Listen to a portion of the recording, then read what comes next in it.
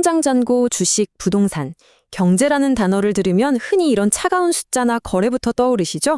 하지만 오늘 해설해드릴 이야기는 조금 다릅니다. 바로 경제 철학인데요. 오늘 이 여정을 함께 하시다 보면 경제라는 게 단순히 어떻게 부를 쌓는가를 넘어서 무엇이 진짜 가치 있는 삶인가를 묻고 이 거대한 우주 속에서 우리 존재의 가치를 분배하는 엄청나게 깊은 철학적 활동이라는 걸 깨닫게 되실 겁니다. 단순한 생존을 넘어선 가치와 연결의 세계로 지금 바로 들어가 볼까요? 자, 시작합니다. 오늘 우리가 함께 짚어볼 로드맵입니다. 1장 가치의 본질을 시작으로 2장 분배적 정의, 3장 쾌락과 의무 그리고 심정, 4장 파편에서 유기체로의 세계관 전환을 거쳐서 마지막 5장 책임과 참된 경제까지 핵심만 아주 명쾌하게 살펴보겠습니다. 그럼 바로 첫 번째 섹션, 경제와 가치의 본질로 들어가 보죠. 우리가 매일 무언가를 사고 팔 때 과연 그 가치라는 것은 대체 어디서 오는 걸까요? 근본적으로 가치란 주체의 욕망을 충족시켜주는 대상의 성질을 뜻합니다. 그런데 여기서 주목할 점이 있어요. 이게 육체적 생존을 위한 밥이나 옷 같은 물질적 가치만 말하는 게 아니거든요. 진실, 선함, 아름다움 같은 정신적 가치들 역시 우리 내면의 욕망을 채워주는 본질적인 가치에 포함된다는 겁니다. 완벽한 경제적 이상향은 바로 이 두 가지 가치가 동시에 실현되는 곳이겠죠? 자, 한 걸음 더 파헤쳐볼까요? 가치라는 건 절대 혼자서 허공에 둥둥 떠 존재하지 않아요. 반드시 나라는 주체와 어떤 대상 사이의 역동적인 상호작용 속에서만 스파크가 튀며 피어납니다. 주체의 사상, 교양, 세계관 같은 주관적인 요소들이 그 대상에 딱 투영될 때 비로소 고유한 가치가 창출되는 거거든요. 나 홀로 고립되어서는 그 어떤 경제적 가치도 철학적 가치도 만들어낼 수 없다는 게 아주 중요한 출발점입니다.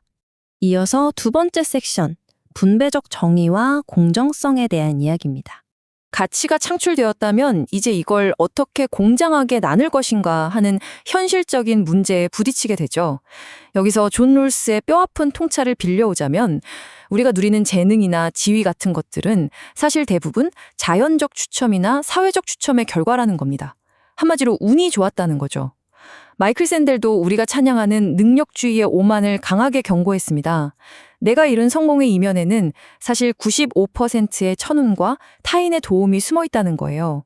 이 절대적인 우연성을 겸허히 인정하고 타인의 아픔에 심정적으로 연대하는 것에서부터 진짜 공정성이 시작됩니다.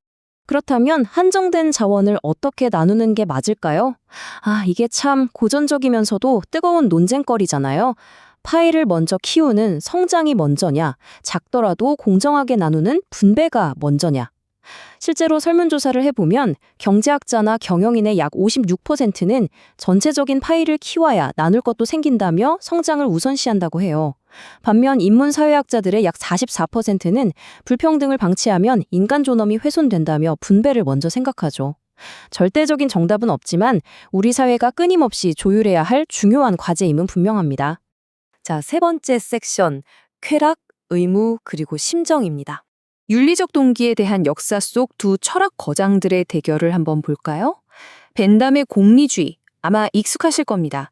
최대 다수의 최대 행복, 철저하게 쾌락을 극대화하는 양적 계산법을 내세웠죠. 반대편에는 칸트가 있습니다. 결과를 떠나 인간으로서 마땅히 지켜야 할 정원명법과 차가운 의무를 강조했어요. 현대의 경제정책이나 법률들은 늘 이 계산과 의무라는 두 축 사이에서 끊임없이 줄다리기를 해왔습니다. 하지만 여러분, 오로지 차가운 계산이나 기계적인 의무감만으로 경제가 완벽하게 돌아갈 수 있을까요? 절대 그렇지 않죠. 여기서 우리는 아담 스미스를 다시 봐야 합니다.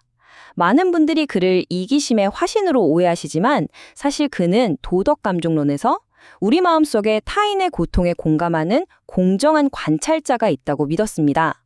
즉, 경제라는 건 타인을 향한 도덕적 기반, 따뜻한 심정 위에서만 제대로 작동한다는 뜻입니다. 마음이 빠진 경제는 그저 삭막한 병영에 불과할 때니까요. 네 번째 섹션, 파편에서 유기체로 시야를 넓혀보겠습니다. 현대사회는 자꾸만 우리를 각자 도생하는 분리된 조각들로 몰아갑니다. 하지만 철학적 관점에서는 완전 다른 시각을 던져줘요. 우리는 우연히 흩어진 파편이 아니라 필연적으로 깊게 연결된 하나의 거대한 유기체, 즉 연체라는 겁니다. 이 관점 하나가 우리가 경제를 그리고 타인을 대하는 기본 전제를 송두리째 바꿔놓습니다. 여기에 아주 절묘하고 아름다운 원리가 숨어 있어요. 세상 모든 개체는 이중 목적을 가집니다. 나 자신의 생존을 위한 개체 목적과 더 큰 상위 시스템을 향한 전체 목적이 공존하죠. 놀라운 건 이 둘이 절대 싸우지 않는다는 거예요. 내가 이타적인 마음으로 전체에 기여할 때 역설적으로 나 개인의 생존과 발전도 가장 완벽하게 달성되는 기막힌 유기적 균형이 이루어집니다. 이타심이 곧 가장 지혜로운 이기심이 되는 셈이죠. 만물이 서로 연결되어 있다는 이 현상을 두고도 어떤 철학 엔진을 달고 있느냐에 따라 결론은 완전히 달라집니다. 마르크스의 유물 변증법은 관계의 본질을 갈등과 투쟁으로 보고 인위적으로 이걸 뒤집어 엎으려 했죠. 반면 통일 사상의 연체론은 그 연결의 동력을 공통의 목적과 조화, 그리고 심정으로 봅니다. 세상을 갈등으로 보느냐, 사랑과 보완으로 보느냐, 이 선택이 우리 역사의 방향성을 결정짓게 됩니다. 어느덧 마지막 5번째 섹션, 책임과 참된 경제입니다. 철학자 장폴 사르트르는 스스로를 선택하는 것은 전 인류에 대한 책임을 지는 것이라고 했죠. 노벨 경제학자 아마르티아 센 역시 경제의 진짜 목적을 단순히 소득 증대가 아니라 인간이 진정 가치 있다고 믿는 삶을 살 자유의 확장이라고 정의했습니다.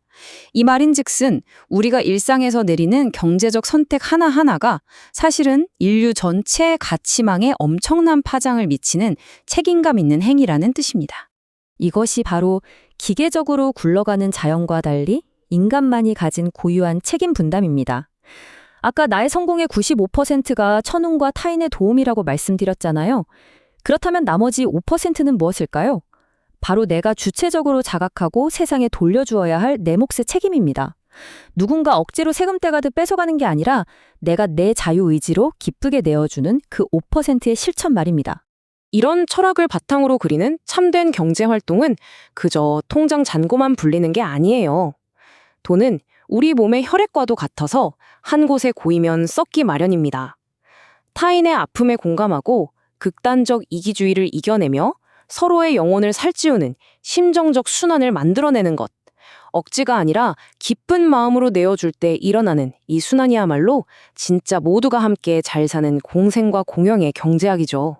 오늘날 우리가 사회에서 느끼는 고립감이나 상처들은 결국 우리가 이 거대한 우주의 유기적인 일부라는 사실을 잊어버린 데서 옵니다. 여러분이 오늘 일터에서 흘린 땀방울, 누군가에게 건넨 따뜻한 배려는 절대 외로운 점이 아니에요. 그것은 우주의 거대한 목적과 맞닿아 있고 이 세상을 움직이는 심장의 박동과도 같습니다. 우리가 차가운 경제를 따뜻한 철학의 눈으로 다시 들여다봐야 하는 진짜 이유가 바로 여기 있죠. 자, 경제가 단순한 부의 축적을 넘어서 우리 영혼과 존재 가치를 교환하는 위대한 과정이라면 여러분은 오늘 하루 당신에게 주어진 그 5%의 책임 분담을 어떻게 실천하시겠습니까? 숫자로 가득 찬 영수증 너머에 있는 보이지 않는 따뜻한 연결망을 오늘 꼭 한번 떠올려 보셨으면 좋겠네요. 오늘 준비한 해설은 여기까지입니다. 이 심오한 통찰이 여러분의 일상과 경제 생활에 신선한 영감이 되었기를 바랍니다.